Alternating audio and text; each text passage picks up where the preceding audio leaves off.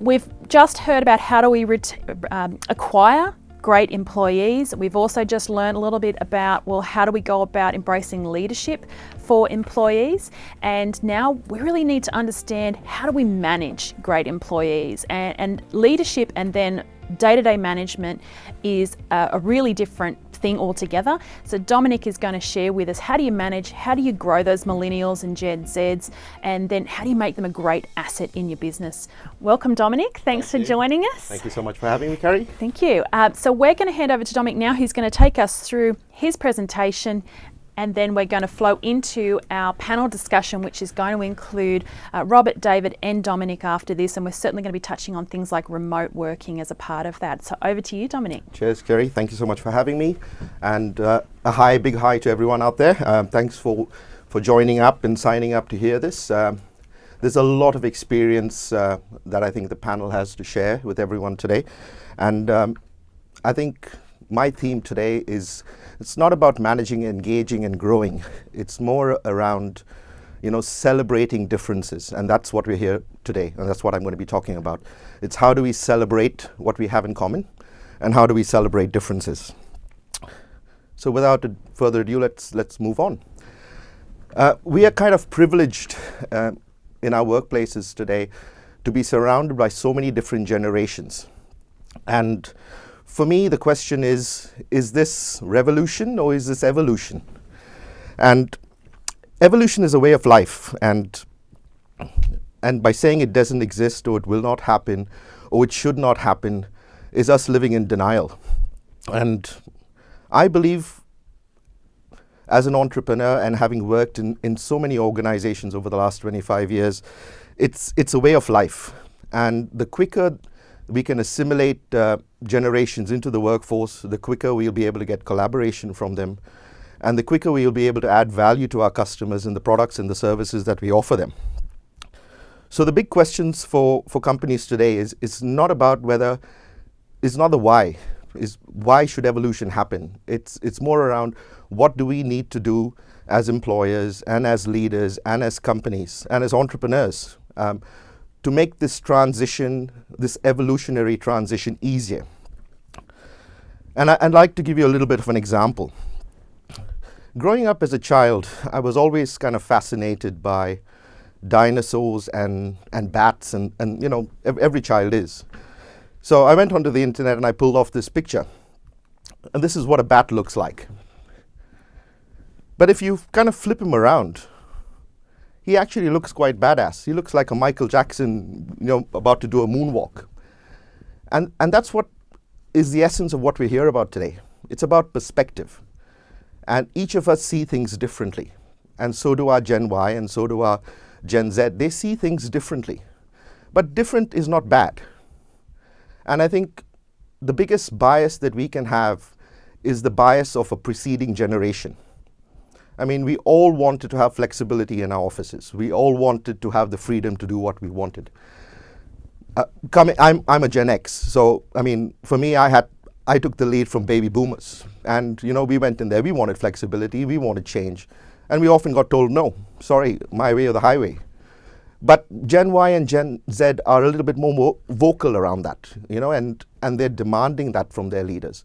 And I think we have a responsibility to them to kind of facilitate that transition and acknowledge the fact that as a preceding generation, we do have some bias and try and bridge that gap between the two. So let's start with the why. So why are millennials, why are they so important? Why do they matter? Well, there are a number of reasons. The first is they're going to be representing 50% of our global workforce, and that's a huge number. Gen X make up a very small portion. They were probably the smallest generation out there. So we're going to have more and more of Gen Y and Gen Z in the workforce. And it's our responsibility, again, as employers, to facilitate that transition.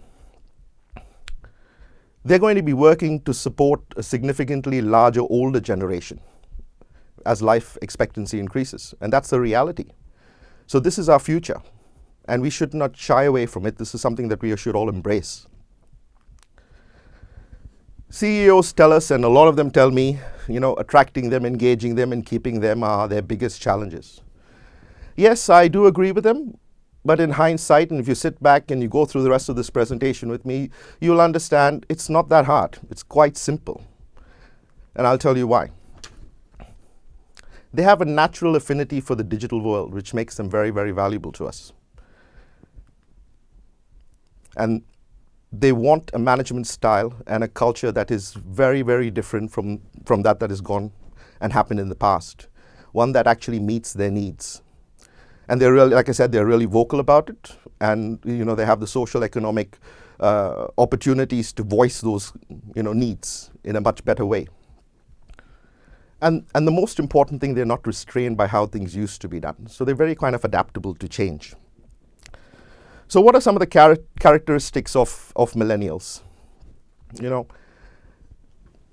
Brands that kind of, and the first one is brands that kind of, focus on more than just their bottom line, get their love.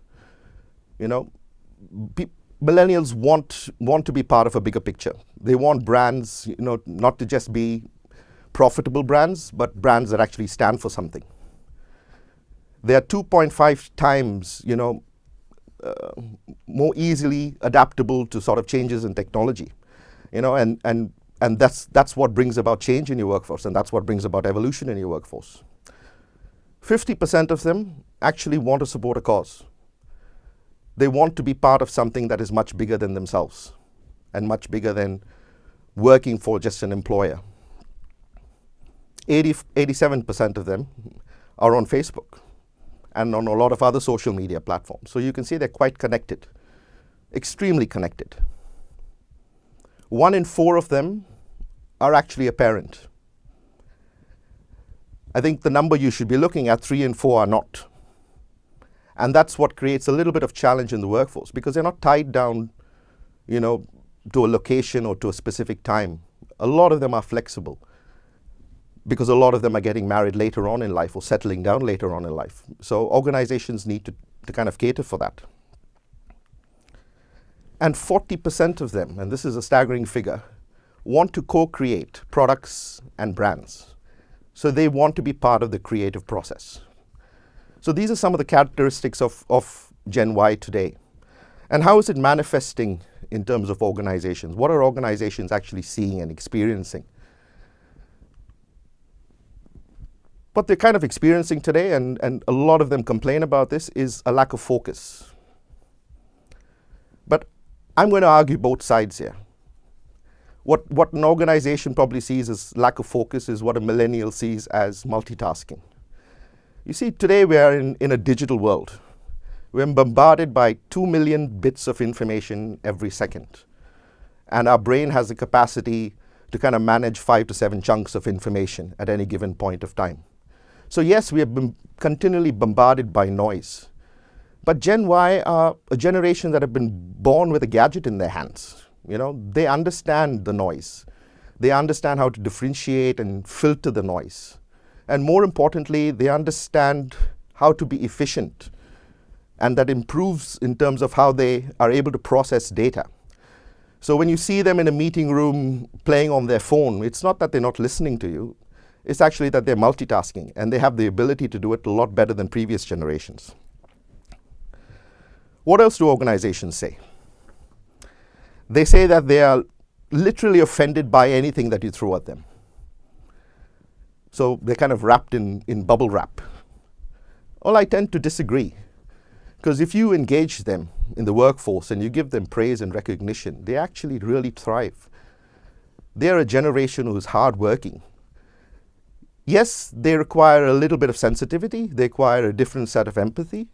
But I think with the right sort of motivation and the right sort of environment, they do thrive. Communication is another one of the challenges that organizations say. Try getting these people to sit down in a room and have a conversation like normal people. Well, they rather prefer having their Wi-Fi as opposed to sitting down and having a conversation.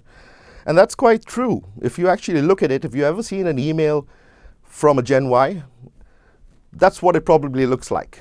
So a boomer would send you an email like that, and a millennial will send you an email with pictures on it. What does that say? They can actually make an entire sentence using pictures and abbreviations. For me, that's efficiency. It's not a bad thing. It's definitely a new language, because I had to go onto Google to find out what TTYL means, which is talk to you later. I didn't know that, but that's how they operate. I came from an environment, let me give you a little bit of an example. I worked for a government organization for 4 years overseas. And as part of working for that government organization, there were a lot of seniors in there were a lot of boomers in there were a lot of Gen X, and there were quite a few Gen Y. So when I walked in, and most of the seniors all held sort of senior positions, so they were ministers and ambassadors and quite senior in the ranks. And when I walked in my first month, I was all enthusiastic. I was a Gen X. We believed in sending emails, communicating efficiently. So I was sending emails in terms of plans, in terms of a strategy document that I'd put together. And it took me 3 months to realize that 50% of the seniors working in the ministry didn't even have an email account. They were so used to sending each other letters, getting off their desk, going into someone else's office, sitting over a coffee and having a conversation. So yes, it is a communication challenge, but it's a communication challenge in a manner that creates more efficiency. It's like an organization that's small. You talk to people. When the organization grows in size, you have to introduce technology so that you can reach the number of individuals within your organization. So the same is true here. It's a matter of evolution. The most important thing, and I think the funniest thing is, yes, they probably have better pictures to show their grandkids and more funnier pictures to show their grandkids. That's what my generation, my kids are doing today, and they're clicking all these really cool pics, and that's something that will make them stand out from the rest.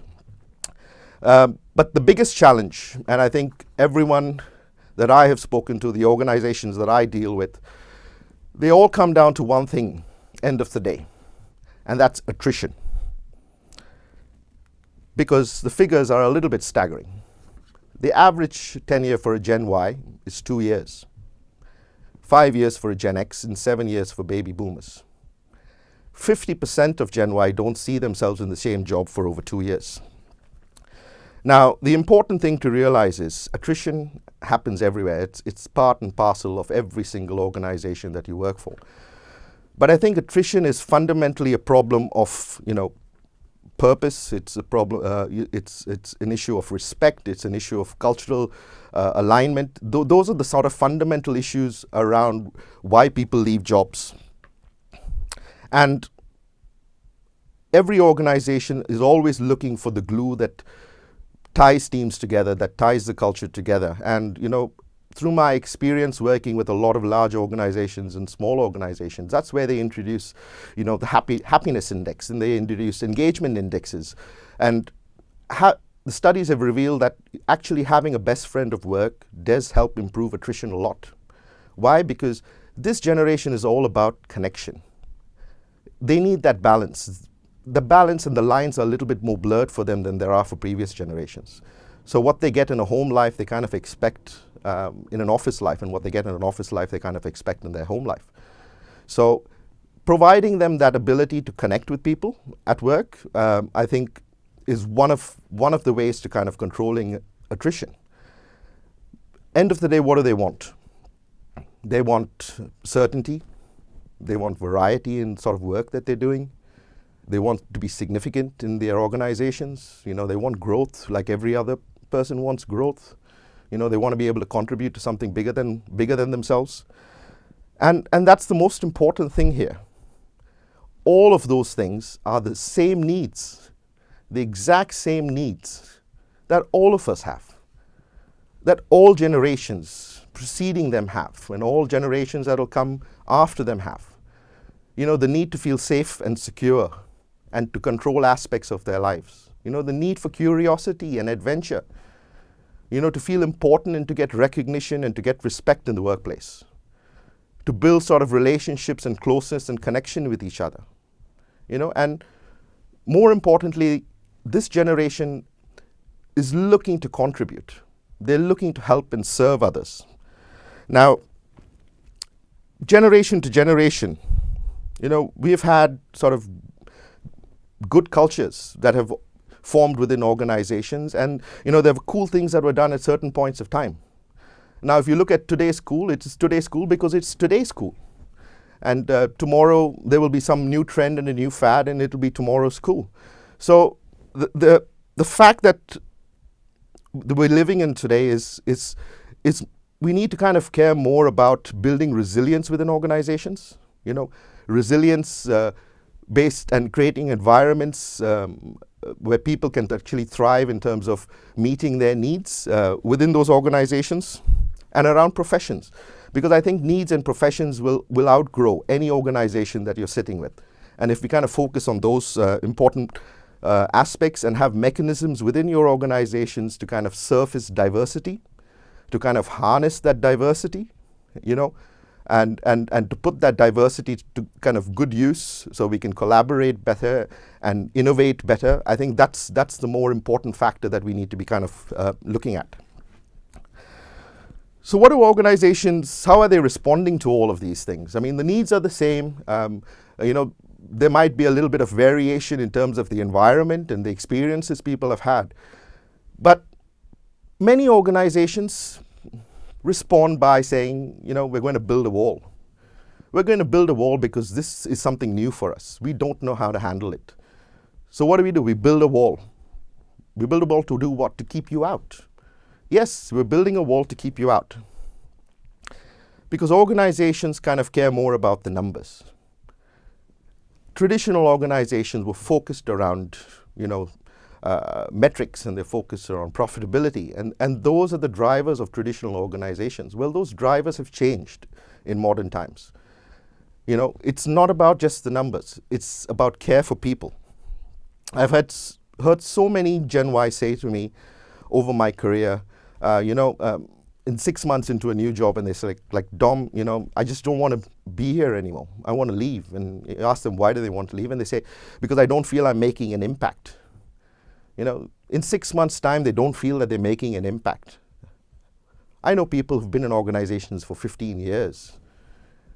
But Gen Y are 6 months into a job and they don't feel like they're making an impact. They're like at the foot of a mountain. And at the foot of the mountain, they can see the pinnacle and the summit. But, they know where they need to go, but they don't see the mountain. They don't know how to kind of climb that mountain. Many of them try, many of them fail, many of them just give up, many of them fall off. And the reason being is because we are not here today as organizations and as leaders trying to help them build confidence, trying to help them learn new skills, and trying to help them overcome those challenges of a digital world and to achieve a better balance. We are not trying to help them overcome the challenges of instant gratification. We are not demonstrating and teaching them sort of the joys and the fulfillment that comes on working at a job long and hard, and putting your sweat and blood in it and actually seeing a result, not after a month, but not after a year, in the long term. We don't teach them those skills when they join organizations. For me, it boils down to one fundamental factor. And that fundamental factor is belief. That's a baby boomer and a Gen X. And, their belief systems and their experiences were based on, if I tell you to do something, just do it. No questions why, just do it. And we've got Gen X and baby boomers trying to interact with, yes, Generation Y. And they respond with what? But why? Why should I just do it? They actually care about the why. They're not a selfish generation. They care about the why. They kind of want to understand, they need to make the intangible, convert the intangible into sort of tangible sense. So if you've got a mission statement, they want to understand how that ticks, what makes it work. They want something tangible from it. And if you can't give them something tangible, and if you can't articulate that to them with some sort of level of clarity, then you've kind of lost them, because they want more than just do it. And I think that's what kind of distinguishes, organizations that truly inspire people versus the everyday average organization. What truly inspires are three magical words, and that's what distinguishes the capacity to inspire within an organization. And those three words are very simple. It's the what, the how, and the why. Now, this is something that Simon Sinek talks about a lot, and he kind of calls this his golden circle.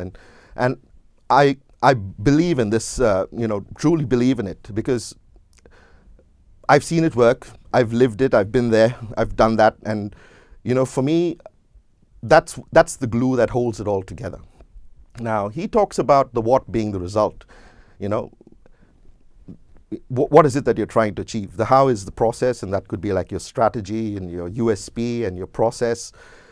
And the why is not your profitability. That's not your why.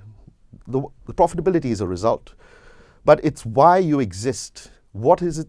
Why do you believe what you believe? What is that belief system? And if you look at it, truly inspirational organizations, they all think and act the same. They all think and act the same way, and it's completely opposite to how the average organization thinks. The average organization will focus on the what first, and they'll get to the how, because the what is an easy thing, and they dig a little deeper and they get to the how and they understand the process. But many of them fail at the why.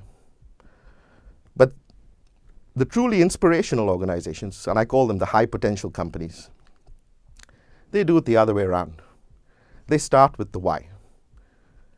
Then they get to the how, and then they get to the what.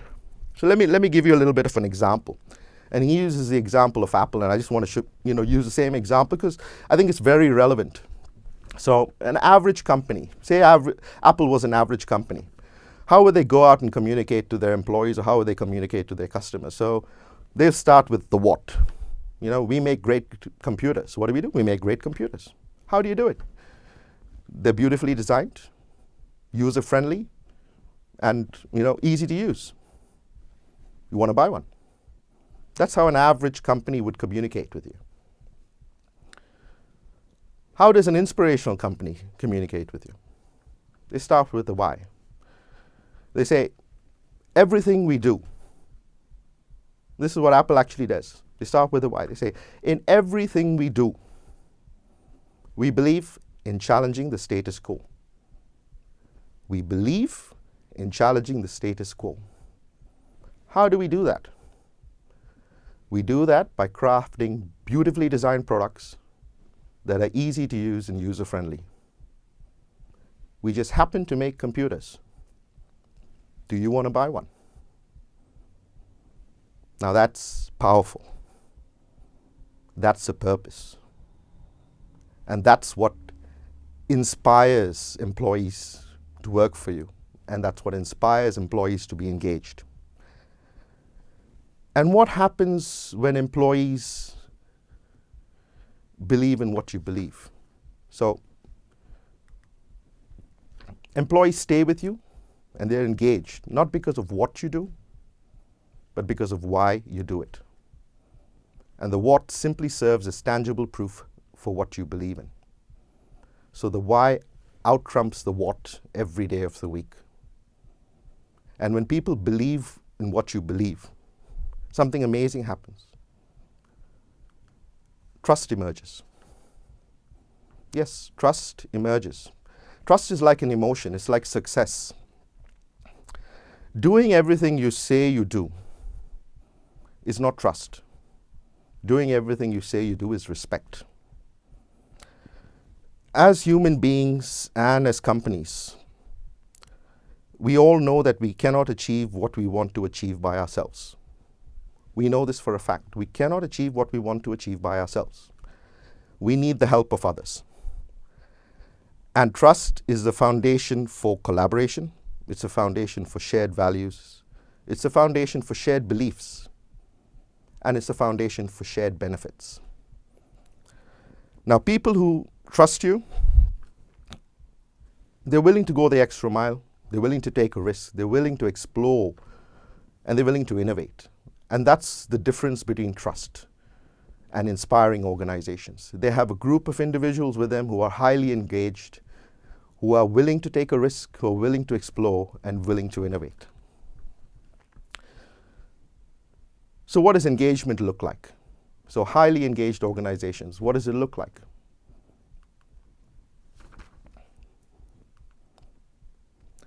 They are loyal and invested in company's success.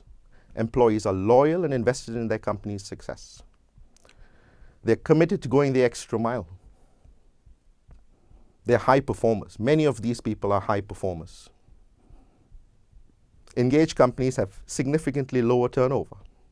Why? Because employees have got opportunities to grow. They've got connections within there. They've built relationships. They understand their why, their purpose. They're engaged and they have a higher level of passion, which leads to increased innovation. They're more productive, therefore more efficient, and ultimately more profitable. And with balanced multi-generational teams, they can relate better to different age groups. And that's what we want. We're living in a global world today. We want to be able to engage with our clients better. We want to be able to engage with our suppliers better. We want to be able to engage with each other better. Because when we do that, value is created. And that's what inspiring organizations understand. They understand to generate value, you must be able to communicate and engage. Last but not least, the slide we started out with, evolution. Engaged organizations are able to fast-track evolution. Let me explain to you why and how. I don't know whether many of you have heard of the law of diffusion. Well, the law of diffusion is simply the U-curve. And we've all used this for many things within our organizations, like a rating distribution and performance, market segmentation. But it's also very true to engagement, and it's also very true to evolution of an organization. Now, if you looked at each generation, there's roughly about a 20-year gap between each generation. But I believe that gap is narrowing every day. It's not like you wake up one day and there's a significant drastic difference and we've got a baby boomer or we've got a Gen X or a Gen Y or a Gen Z and everything changes the next day they're born. There is a process of constant change. So I believe in organizations, those dramatic changes or those significant changes happen every 5 years. They don't happen every 20 years, they happen every 5 years, and that gap is narrowing. And it's narrowing and it's probably going to get down to 2 years.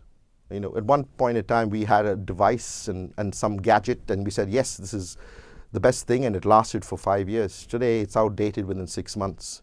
The same is true for generational gaps. So, highly engaged organizations, Gen Y, these are the people who are ready to innovate, who are ready to try something new, who are ready to change, and they are your innovators. So they represent about 2.35% of your population within your organization. Then you have your early adopters. They also fall into that group, so 13.5%. And this is where it makes the big difference. The minute you hit 15% within your organization, and you're trying to bring about change, and you've got 15% of them across the line, the rest happens automatically. It's all downhill from there. You don't really have to force the point. And this is where inspiring organizations have competitive advantage, because they go out there, they try and innovate, they bring about change, and then they go out and find champions for that change. And they look at the Gen Ys and the Gen Zs and try and get 15%, and then the rest just follow through. So again, it's a very important aspect that we need to consider.